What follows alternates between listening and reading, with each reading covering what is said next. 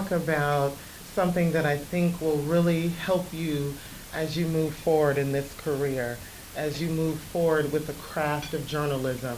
My topic today is purpose-driven press. Let that sink in a little bit. Purpose-driven press.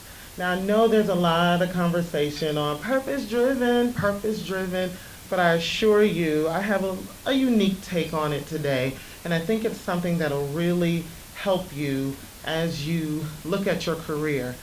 Because when I started, when I was sitting in conferences just like you, I didn't see how far my career would take me, or I didn't see all of the transitions that I would make. But I always was driven by purpose, and that's what I'm hoping to impart to you today. So I want you to also understand my definition of purpose. And so as we talk and as I talk today, I want you to think of it in your head. And my definition of purpose is a sense that the work that you're doing is deeply needed. It's having that sense that what I'm doing, it's needed. It's not just my own feeling of gratification, which is important, but it's needed. It's a necessary thing. So that's how I view purpose. My goal today is, I have a three-part goal. I'm a little long-winded, so just bear with me. My goal at first is to convince you that purpose-driven press is the only way to do it. So I'll try to convince you of that. The second part of my goal is to challenge advisors to create a classroom environment where purpose is at the center of what you produce and create. And then for my student journalists, I want you to create a feeling among your staff, among your peers, that what we're doing has something bigger involved in it. It's not just about us. It's not just about winning awards at GSPA, which is important. I love awards, right? It's not just about seeing your byline, and I love seeing by Keysha Lee. So that's important as well. It's not about just seeing the lower third with your name on it if you're in broadcast like I was, but it has that bigger meaning, something bigger than yourself. And you have to get everybody on board for the purpose-driven press to work. Everyone has to buy in. And so that's what we're going to be talking about today. So you're probably wondering, okay, Keysha Lee, how do we create purpose-driven press? There are some practicalities that you'll have to balance. I worked at a school where I had to produce a newscast every day, right? And I worked as a news reporter, so it wasn't a big deal for me. But the practicality of it, just getting it done every day, I was like, this was not a good idea. I may have made a different choice in employment had I realized the challenge of getting students to produce a newscast every day. So I know that you have deadlines and you have a distribution schedule that you stick to, and you have other classes. And all the other teachers think their classes are more important than your journalism class, but it's not. I mean, everybody wanted to come to my broadcasting class, so it created a little hate among my peer teachers, but that's okay. And so I want you to kind of think about how, as advisors especially, how you're going to fit all that in and still impart a sense of purpose. This is so important because we live in a world right now where everyone is a journalist, right? They think that at least. We have the cell phone journalists, the iPhone journalists, the YouTube journalists, the Twitter, Black Twitter. How many are familiar with Black Twitter? It's beastie, right? Look, when something happens, I go to Black Twitter. I'm ashamed to admit it, but I go to see what their take is, and they investigate like none other. Okay, so you have your Facebook journalists for the older crowd. I know young people, you're not on Facebook. We have the IG journalists. So we have so many people that think they're journalists and think they can do what we do. And that's where the field gets all frayed, okay? And so we have a world where we live in where people think they can say anything about anybody anytime. And it seems without consequence. People can put anything out there, they can make any claim, and there seems to be no consequence or no regulation, no rules, no ethics, integrity of how we are operating in our society. And that's why I'm here to rally you for purpose-driven press. We have got to reclaim our craft, put some respect back on our name, have people realize where they should look for information. Are you with me? Okay. We are in a time, though, where there's a lot of disbelief, where folks don't trust journalists anymore because we have a lot of imposters. So you got all this fake news, cancel culture, beefing online. I mean, it's just kind of a bit of a madhouse. And so I want to get you back in and realize what you do is deeply needed, but you have to take it serious and realize there's a bigger goal that we need as people, and as young people, it starts with you. So the first way that you create purpose-driven press, it has to be people-centered. That's the first step in doing this work. You have to focus on the people. So one of the big stories, and I kind of looked at your publication some and kind of looked around to get to know this crowd better, and one of the things I noticed was that some of you were able to come to Athens for the number one, for the national champion, Georgia Bulldogs. Go Dogs. Right. Yes, do it. And so, I was slightly envious. I was like, oh my God, they're high schoolers and they got an opportunity to come to Athens and cover it. Now, what I did notice was the coverage was a little bit like everyone else, right? It was like kind of the big dogs, WSB, the AJC. And so one of the ways you could have made that coverage people-centered instead of just covering the numbers, the big talk was that the crowd was going to resemble the numbers that you see on game day, and it did. But as I talked to you about being people-centered, this is one way you could have done that. You could have talked to a family in the crowd. I was there. My husband and my two boys, right? They're 9 and 7. So I braved the cold, right? I busted the budget. I told my husband, we will be in couples therapy if we don't go to this parade. I mean, I didn't even have to really threaten him or bribe him. I had that look, we have to be at that parade. Okay, so people, it was a budgetary thing. It was cold. They had children. It was a lot involved in getting here. So one of the things you could have done to make your whatever you covered people-centered was go talk to a family. Where are you guys from? How far did you drive? How long did it take you to get here? Were you able to get housing? Are you driving back today? Why? Why would you bring a 7 and a 9-year-old to be in this mess? Why not look at it from the comfort of your home? Now that's people-centered. I would want to read that. The other important part about that is the big stations didn't have it. They had helicopters overhead. All I saw on the ground was student journalists. So no one came into the crowd. No, they ran down the line with their cell phones, and I was like, oh no, second, woo woo, number one, right? But no one talked to us. It was a perfect opportunity to pull out a story from a family and say, why? Why is this so important to be here? That's a story that would set you apart, that has purpose to it, because it's people-centered. I talk to people myself in the crowd. I'm like, why would you drive 4 hours? And they're looking at me, well, why would you drive 2 hours? You're right, because I want to be here. I want to be an old lady, hopefully. And my children are grown with their children, and I want to relive the moments and show them the pictures and say, we were a part of this. We were a part of history. How amazing is it? So it's that sort of story that's going to set you apart. And that's an award-winning angle, I think. So you always want to be people-centered. Another way you can do that as a staff is people that don't look like you, people that are not in your social circle. invite them to Athens. If you have that awesome opportunity, you can invite those staff members that may not have transportation, just may not have that opportunity. Come go with us. Let's cover this. I'll do the nuts and bolts. I'll do the crowd size and all the chaos.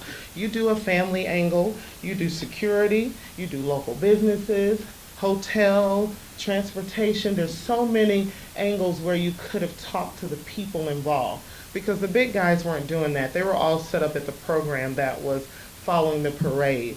But I was curious. I talked to so many people for a 30-minute parade, if that. Why go through all this, right? My husband knows. He knew not to question me, not to stress me, not to give me a hard time. He showed up for me because he knew how important this was. After all these years, for me to be alive and well and just have my babies and be able to be here. So we were on Lumpkin and baby screaming our heads off in the cold. So that's how you make things people-centered. Everybody follow? I have your attention? Awesome. The second step in really producing content and creating content that has purpose is pushing the limits. Okay, now let me quantify, qualify. Let me really break this down because I don't want you to do it like I do it. Okay, I am a limit pusher. When I started teaching broadcast video production, that's what it was called back then. Now it's AV, TV, video. I don't know. I mean, I don't know who came up with this title, but it has like 20 words in the program now. And so I had a pathway. I had three: had beginning, the second level, and the third. So I was most excited about news because I knew it. I had done it, for several years, for 7 years. So I went in like, oh. So when I inherited this program, it was mostly morning announcements. And I thought, are you for real? No, we are going to do newscasts. We're going to have packages and both sides and look lives, and we're going to tear this thing up. So I kind of went in a little full force. I was fresh out of the news business, although I had earned my master's in education.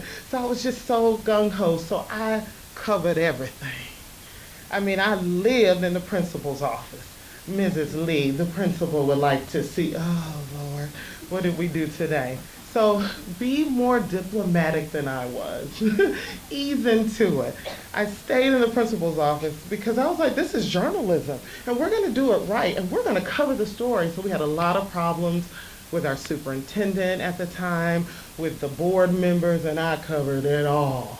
And then we had, I also had the course when Barack Obama was running for president, and so I had lunch with colleagues, and so I knew they had some strong feelings, and so I had the students interview them, and it was just a whole mess.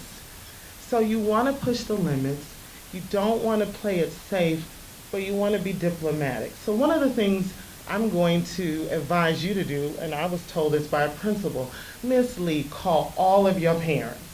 Introduce yourself. Say, oh, I'm so happy to have Tajane in my class this year. Don't let your first call be about something negative. So I'm going to tell you guys to do the same thing. Do 5 fun facts about your principal at the beginning of the year. Get them in, butter them up, make them happy. There's nothing more that administrators like to do than to talk about themselves, right? They love themselves, and they all are so ambitious. They want to be great, and that's fine, right? So butter them up, get them in. It depends on the size of your district. Also learn who your regional superintendent is. If you're in a smaller district, your superintendent. Get the board member on board, right? The board members love to pretend, no, I shouldn't say that. They love to advocate for students. So, set up a meeting, set up an interview, let them know what you're doing. You want to have that first interaction be positive. You want to get them on board. So when some things are going not so great, you can then ask for that interview, right? Now, I also covered things, I did not pass it through my principal. And there's nothing that upsets a principal more than not following protocol. Okay? They're all about protocol and chain of command. So you want to let them know we're working on a story about this. And of course, they kind of want something fluffy sometimes. You guys might have great principals and administrators, and so you don't have this problem. But I just want to impress upon you that if you're doing the work right, you're pushing the limits, right? If no one is talking about what you're doing, if no one is, if you're not receiving a little bit of pushback, you're not pushing the limits. And I want you to get used to doing that. Don't get in trouble like I did. But if you're not in the principal's office at least once a year, are you doing it right? Right? If your advisor doesn't come with their hand on their brow, look, I've just been in the principal's office and we can't do this story. I'm gonna have to pull the story. Are you doing it right? Right? I'm not saying that you're not, but are you? Now, am I telling you to be combative and confrontational? Absolutely not. But this is news. This is journalism. I mean, and I was never in the principal office, for the record, growing up. But I stayed in there as a broadcasting teacher. The gentleman who had the job before me, he was a shop teacher. So he taught himself pretty much production. So he didn't deal with content. And I came in as a reporter. So I'm dealing with content and producing and presenting. And so we have very different styles. And so a lot of the advisors and teachers weren't industry folks. We're getting a lot more of that now. So push the limits, do the work, have purpose in the work that you do, and it'll take you a long way. The last step that I want to convince you and challenge you and hope that you create is I want you to, after you have made sure you're people-centered, you have pushed the limits, I want you to think about paving a path for others. The things you do, if you push the limits, when the next crew comes in behind you, it won't be so hard for them. They'll be used to it. They'll probably be like, oh, here's another Keysha. Here she comes, right? It's another Sarah. It's another Diane. Here we go, right? But they'll be used to it. It's important that you not just think about your goals, which is getting into the University of Georgia, right? putting that you were the editor, that you were the main anchor on your application. Let's keep it real. We need that. That's important, right? It makes you look good, and it shows that you've been doing the work. And you form this relationship with Grady. I mean, I am one that self-promotes, right? So, I mean, you win an award today, from then on, you're award winning. Y'all heard the video. My first name is award winning. Keysha is my middle name and Lee is the last name. So I want you to be proud of the work that you're doing and the awards that you're obtaining. But it's important to realize that the folks that come after you, you want to pave that path for them. So I'm going to share a couple of personal stories with you. My first job, as you may recall, was in Augusta, Georgia. I was up for several jobs, and it just seemed like something always fell through. Initially, it was Savannah, Georgia. Then it was Columbus. And then it just seemed like something always fell through. So I started in Augusta as an associate producer, entry-level position. I worked all day on the morning and noon show, and then after my shift and on the weekends, I went out with reporters. I would retrack their pieces, do my own stand-ups, rewrite them. I put my own spin on it.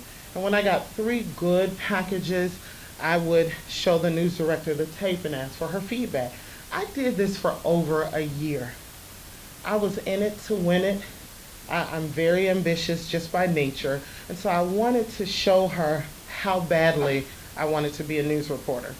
So after 6 months, I was promoted to supervisor over the associate producers. And I told myself, in 6 months, if I'm not promoted to news reporter, I'm taking my talents elsewhere. But I was promoted, just not to news reporter yet. So about a year in, I was promoted. And it was everything. I had realized my dream. I knew since high school, just like many of you, what I wanted to do. And so I became a news reporter. So I'm working as a news reporter, and I'm just so excited. I'm on weekends, so it kind of put a dent in my social life. But I had really realized my dream. And so there was a young lady that came behind me. She's actually older than me. I was about 22 or 23. She was about 30, and she lived in Chicago, and she was teacher of the year. And so we're talking, and she's kind of doing the same thing I'm doing, and I'm like, oh, she's taking the same path that I took. And so one day we're talking, and she knows all this information about me. And I'm going to date myself, but this was before social media. I'm a couple of years older than you guys. And and so I'm like, how does she know so much about me? And she said, the news director told me about you at NABJ, the National Association of Black Journalists. And I was like, really? She said, you are the reason I came to this station. And it blew my mind. She was an older woman. She had been successful as a teacher. She was teacher of the year. But I was paving a path and blazing a trail, and I didn't even know it. I was just pursuing my dream. My news director had told her about me, the work that I had put in, the path that I had taken, going out on after my shift, going out on weekends, and I had inspired someone where they moved from Chicago, Illinois, just hearing my name and my story through my news director. And so that's what I'm telling you. You have no idea who's following in your footsteps, who is admiring you, who's watching you, who's telling your story to someone that wants the same thing that you want. So make sure you do things with purpose, because there are people that are watching, and you are inspiring someone and you have no idea. Another time, I was actually here at Georgia, and I got an internship with Georgia Public Broadcasting as an intern, and for the show Lawmakers. So I was very happy because I'm in Atlanta, so I'm home with all my friends and family, and I'm also able to get work experience. So one of the things I wanted to do was to get on the air. Like, I wanted to do a package, and I didn't know how I was going to finagle it. It was about 40 interns, and it was there were 3 African Americans, and then John Pruitt's daughter interned with me, and he was the main anchor at Channel 2 Action News in Atlanta. And so his daughter, so I was like, oh, how do I get Christina Pruitt out of the way so I can get my shot? I'm going to take my shot, right? And so I found what I'm telling you to do. I found the people-centered angle. Everyone had all these stories. They were well researched. They were talking about this fancy bill that was coming up, or this thing that was coming up. And what I did was, there were new senators. There were 9 new senators. And so I knew that if I did a series, I could get on air 9 times. Oh, I'm always thinking. So I actually interviewed the senators, being new senators, but I got them out of their environment. So I had them, one senator was an avid runner. The other one played the harp. The other one, so I personalized. I gave their story beyond their lawmaking objectives. And it was such a hit. And so I was able to get on air in Atlanta as a college senior. And I was like, oh, I have done it. But I did it by finding that people angle and really introducing these senators to their colleagues as well as the people of Georgia. And so I've done the things that I'm telling you to do. And I believe that you can do it. So make sure, as you set your goals for 2022-23 school year, have purpose built in. So one of the ways you can do that is you can do a purpose statement. I want all of you, if you're convinced, and I hope you are, I want you to create a purpose statement for your staff, for your publication, for your broadcast. And all that is the values that you want to impart. It's a purpose statement. There's no right way to do it, no wrong way, but it's setting the standard early. It's making you different from everyone else. It's giving a guideline. So every story that's submitted, every story that's produced, you can test it against your purpose statement and see if it meets the criteria. So that's something I want you all to think about doing as you make your goals for next year. One of the things I also did was at the end of every year, I had my students do a last will and testament. And so they had to talk about the year, especially seniors, and leave a note for the staff that was coming up. So I always have them impart things. And so one of the things you can use that for, if you do something similar, is for them to think about what are some of the bigger things that we want to do? What are some of the challenges? What are some of the problems at our school, in our district, that we want to make sure that we cover as part of the press? So I hope that I have convinced you that purpose-driven press is the way to go. I'm Keysha Lee, and I hope you've learned your lesson. Class dismissed. Thank you, guys.